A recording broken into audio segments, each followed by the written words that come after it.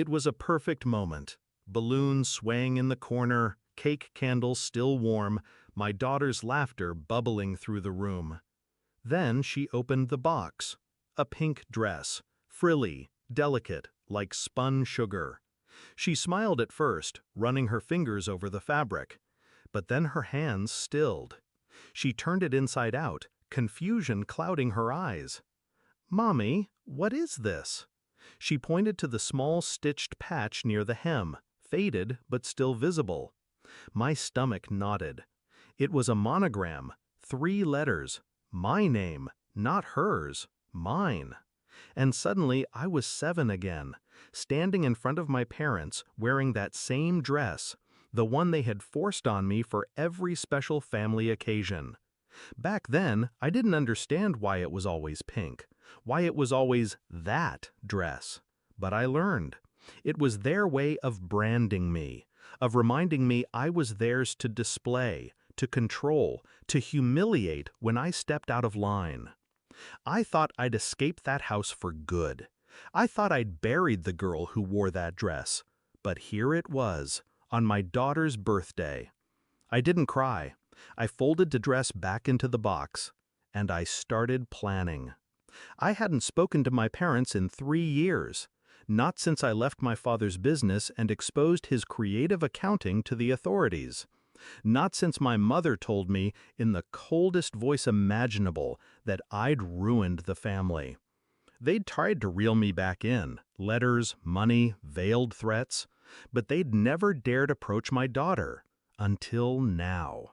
The dress wasn't a gift. It was a warning, a reminder that they could still reach me. That night, after my daughter fell asleep, I poured myself a glass of wine and spread the dress out on the table. Every stitch was perfectly intact.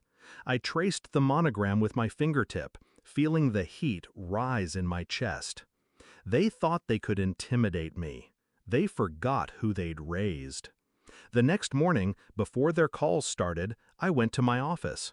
I pulled out the file I'd been building for years.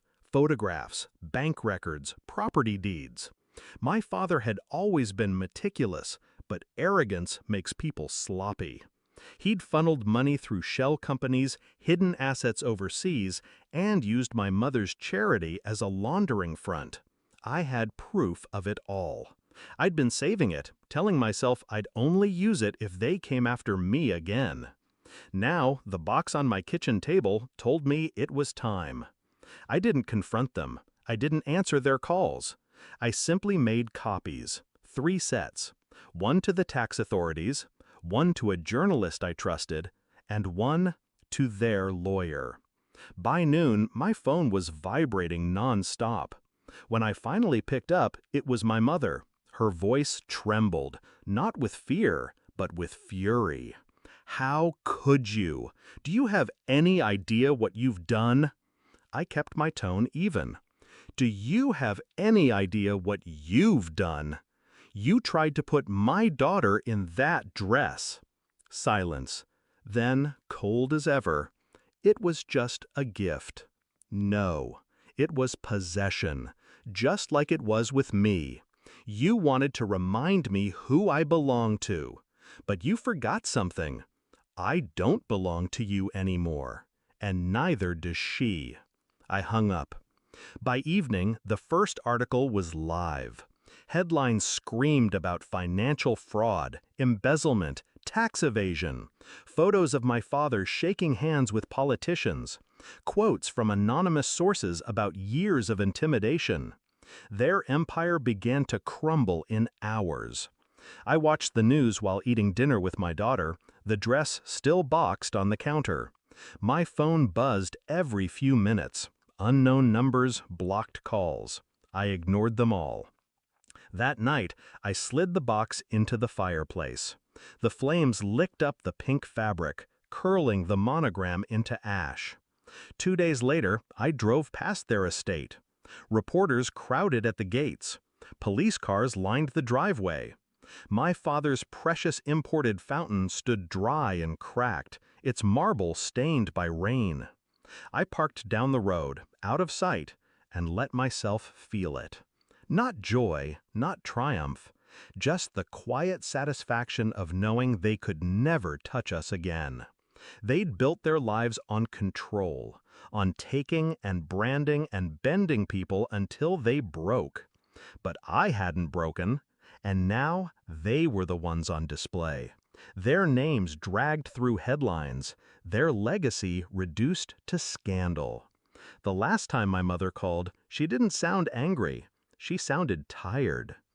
"You could have just stayed away," she said.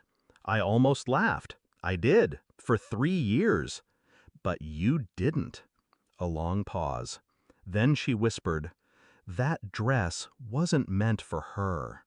It was meant for you. To remember where you came from."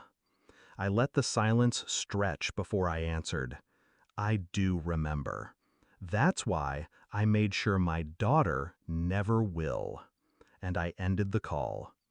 Sometimes when I see my daughter twirling in her room, wearing whatever bright, mismatched clothes she's chosen that day, I think about the little girl I was, the one who wore pink because she was told to, who smiled for photographs while her hands itched to tear the fabric off.